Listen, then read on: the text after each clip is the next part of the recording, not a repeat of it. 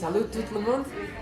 Je voudrais vous présenter Katia et Paul, notre amie française, qui vit et travaille en Slovaquie depuis un an déjà. Paul et Katia ont venu nous raconter ses expériences, sa vie en Slovaquie, ce qu'il apprécie, ce qu'il manque chez nous. Katia, pourrais-tu te présenter en slovaque en quelques phrases? Sam Francuska, volam sa Katia, mam 30 rokov, bývam v Tranve, en pracujem ako remíska. Ahojte, som Paul, mám 28 rokov, pracujem ako inžinier a bývam v Trnave. Donc, si vous devriez résumer votre vie en Slovaquie en 3 mots, ça serait quel mot? Propre, c'est une ville propre et de jolis paysages. Et toi, Paul? Est-ce que je vais pouvoir trouver le coup? Bon, effectivement, c'est très agréable de vivre ici. Donc, agréable, c'est le premier adjectif qui me vient à l'esprit. L'aspect novateur, parce que j'ai toujours voulu voyager et que c'est mon premier vrai pays où je vis, donc nouveau, c'est la chose.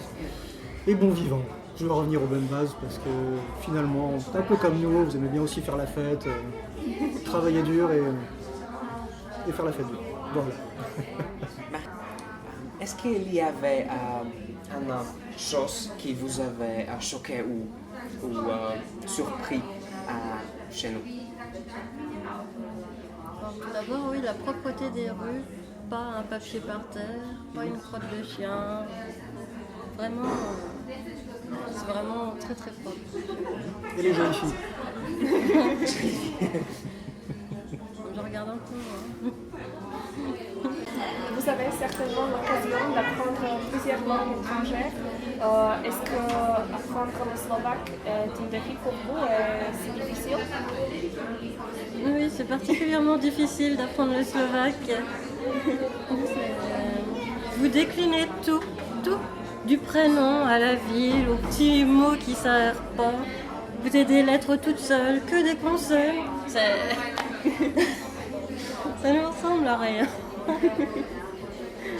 C'est vraiment la chose la plus difficile pour toi, grammaire, prononciation. Étant donné que c'est encore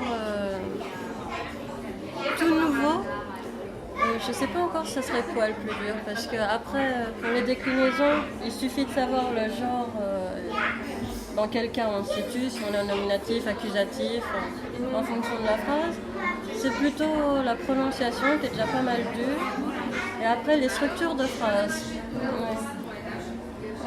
C'est pas du tout pareil qu'en français, la formation des phrases.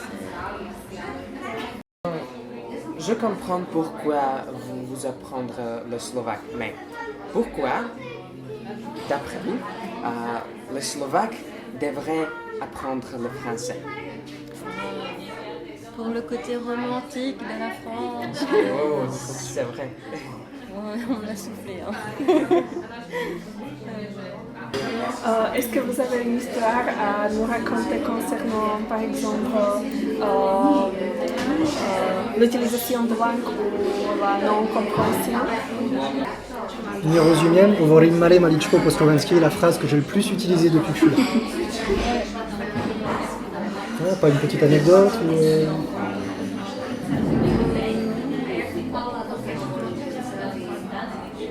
Non, Katia, Tu peux pas de rajouter propos. allez, où ça Je connais pas ça. mais j'apprends. Merci pour votre interview.